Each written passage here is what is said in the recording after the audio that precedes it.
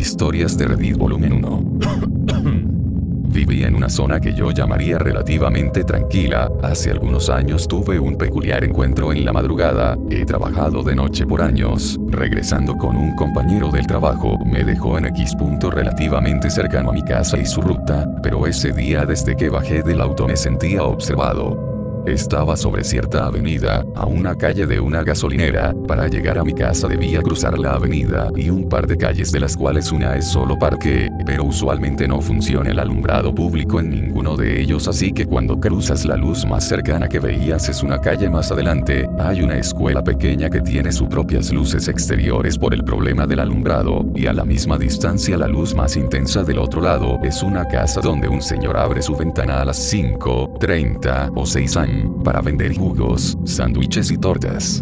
Por algún motivo ese día no había abierto temprano el señor, y como no había mucha luz me quedé donde estaba mirando al parque. De un lado son bancas techadas, y del otro lado de la calle es una cancha de básquetbol rodeada de árboles, pero sentía que algo me miraba desde la cancha, y pasé un buen rato mirando la cancha. Creía ver sombras moviéndose, como gente usando capuchas o sudaderas, pues no veías un estilo de pelo, y las ligeras siluetas parecían iguales. Tras esperar una media hora mirando desde donde estaba, pude ver cómo las sombras se movían un poco más lejos y ya sin agacharse tanto. Esperé unos minutos más y al poco rato pude ver encenderse la ventana del señor que vendía jugos. Ya con esa guía de luz me puse mis llaves a la mano y crucé el parque pegado del lado contrario a la cancha. Al llegar a casa le conté lo sucedido a un familiar y me fui a dormir. Me despertó alarmada alrededor del mediodía con una copia de esos periódicos chismosos, un tipo de periódicos locales con notas alarmistas, donde mencionaban que en la cancha había aparecido un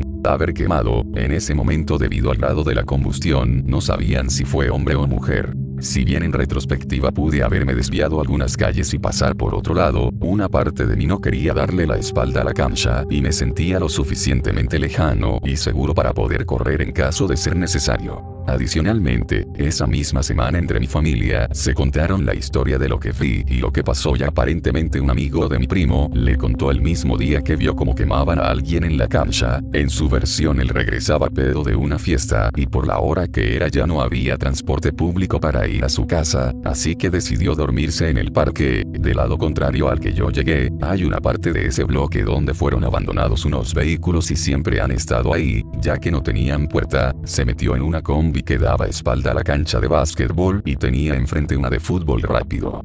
A cierta hora de la madrugada escuchó gritos o gemidos en sus sueños y empezó a despertar, pensando que era una pareja que fue a darse al parque. Se asomó por una de las ventanas de la combi y vio el espectáculo y las siluetas rodeando a la víctima. No sé y no sabe si gritó al verlo, pero empezó a hacer ruido y cuenta que escuchó cómo gritaban que fueran por él o que seguía a él. En cuanto bajó corrió muchas calles sobre la avenida hasta llegar a Periférico y ya de ahí buscó cómo irse a su casa. No es precisamente una historia de fantasmas, pero sí da algo de inquietud ver algo tan gráfico pasar tan cerca de donde vives en una zona donde normalmente no pasa mucho y que es considerablemente pequeña. Hay alguien en mi departamento. Me mudé hace un mes a un piso de estudiantes bastante descuidado en el centro. El olor a humedad no se iba con nada, así que decidí limpiar a fondo el armario empotrado de mi habitación. Al quitar el tablero del fondo que estaba suelto, encontré una caja de zapatos. Dentro había un iPhone 6 con la pantalla rota y una nota pegada detrás con cinta que decía: "No lo enciendas en esta casa". Obviamente pensé que era una broma de los anteriores inquilinos o algo de algún gracioso jugando a ser misterioso. Me lo llevé al trabajo al día siguiente, lo puse a cargar y, para mi sorpresa, no tenía contraseña. No había fotos en la galería, ni aplicaciones descargadas. Lo único que encontré fue la aplicación de notas. Había una sola nota, escrita a lo largo de varios meses de 2026. Al principio eran cosas normales, listas de la compra, contraseñas del wifi. Pero luego el tono cambiaba. 14 de marzo. El vecino de arriba camina demasiado. Siempre a las 3 AM hace un ruido seco, como si arrastrara algo pesado. 22 de marzo. Le pregunté al casero por el de arriba. Me dijo que ese piso lleva vacío 2 años por un vencimiento del alquiler. Juraría que anoche escuché cómo goteaba agua en mi techo, pero no hay manchas. 8 de abril. Ya no son pisadas. Es un crujido. Como cuando doblas el cartón. Suena justo encima de mi cama, dentro del falso techo. La última nota era la más larga y la que me revolvió el estómago. Tenía fecha de 3 días antes de que yo firmara el contrato de alquiler. Sé que está ahí arriba. El olor a podrido entra por el extractor del baño. He intentado mudarme pero el casero no me devuelve la fianza y no tengo dinero. Anoche dejé la grabadora de voz del móvil encendida toda la noche debajo de la cama. Ya no puedo vivir así. Fui directo a la aplicación de notas de voz. Solo había un archivo de audio de esa misma noche. Le di play y adelanté la barra hasta la mitad, donde el ruido de fondo del tráfico de la calle ya se había apagado. Al principio, solo era estática. Luego, el sonido de alguien respirando profundamente, que supondré era el dueño del teléfono. Alrededor del minuto 4, 20 minutos, se escucha un crujido de madera. Luego, el sonido inconfundible de una trampilla abriéndose despacio. Lo que me heló la sangre no fue el ruido de alguien bajando, sino el sonido de unos pies descalzos, con las uñas largas golpeando el suelo de madera, caminando lentamente hacia la cama. En el audio se escucha como esa persona se detiene justo al lado del colchón. Hay 5 minutos enteros de una respiración ajena, como asmática, inclinada sobre el chico que dormía. Luego, un susurro muy bajo y áspero. Este ya está seco. Trae al siguiente. Apagué el teléfono en el acto. Dejé el aparato en el cajón de la oficina. No he vuelto a mi piso desde esta mañana. Estoy escribiendo esto desde un Starbucks y no sé qué hacer, porque dejé todas mis cosas allí. Lo peor no es el audio. Lo peor es que mientras miro la pantalla y el café se enfría, me he dado cuenta de algo. La nota del teléfono decía que la grabadora se quedó debajo de la cama, pero yo encontré el teléfono escondido dentro del armario. Alguien sigue ahí. No sé qué hacer. Cuchillo corta cacas. Mi familia hace caca grande. Puede que sea genético, puede que sea nuestra dieta, pero todo el mundo suelta trozos enormes de mierda. Si alguien hace una caca grande, sabes que a veces no baja por el inodoro. Se queda en el fondo de la taza y el vórtice de agua que escurre solo hace que gire, mientras se ríe en tu cara.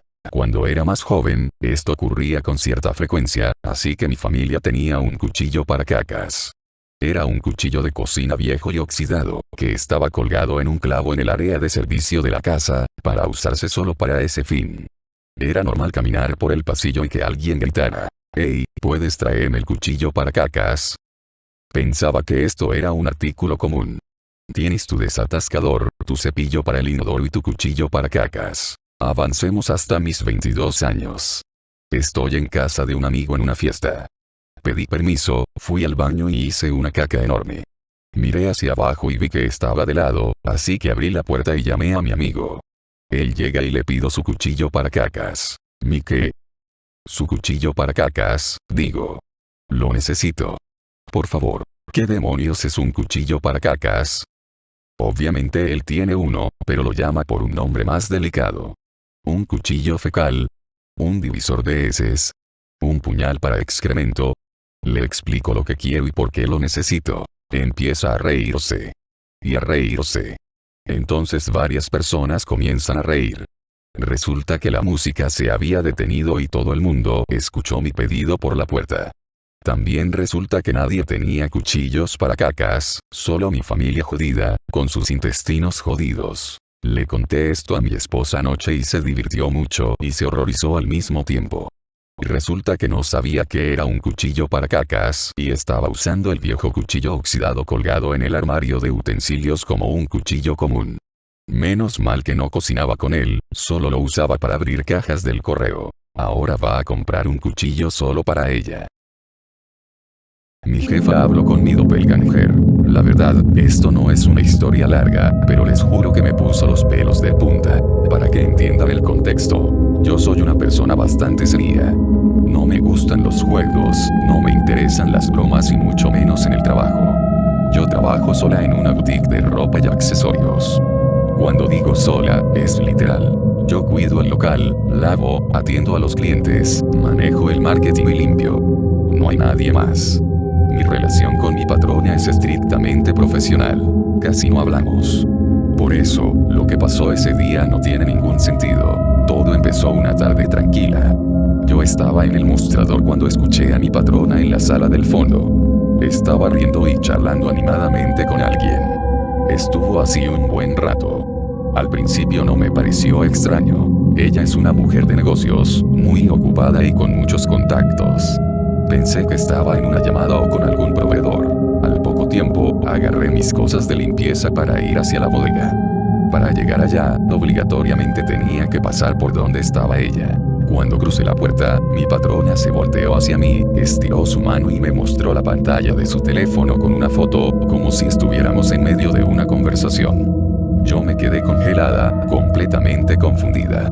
Al ver mi cara de desconcierto, ella empezó a explicarme el contexto de la imagen despacio, con una paciencia exagerada, como si le estuviera hablando a una niña pequeña. Sin entender nada, la interrumpí. ¿Qué? ¿De qué me habla? Ella frunció el ceño, extrañada por mi reacción, y me dijo: ¿Cómo que de qué? ¿Cómo no vas a saber, si veníamos hablando de esto hace un momento? En ese instante sentí un frío horrible en la espalda. Era físicamente imposible. Yo había estado todo el tiempo en el local principal limpiando. Además, entre su sala y donde yo estaba, el ruido del aire acondicionado y la música ambiental distorsionan tanto el sonido que es imposible mantener una conversación a distancia. Mi patrona juraba que había estado hablando conmigo. Yo sé perfectamente que estuve sola en el mostrador. Entonces, ¿con quién demonios estuvo riendo y charlando durante toda la tarde? Les ha hablado Ernest. Hasta pronto.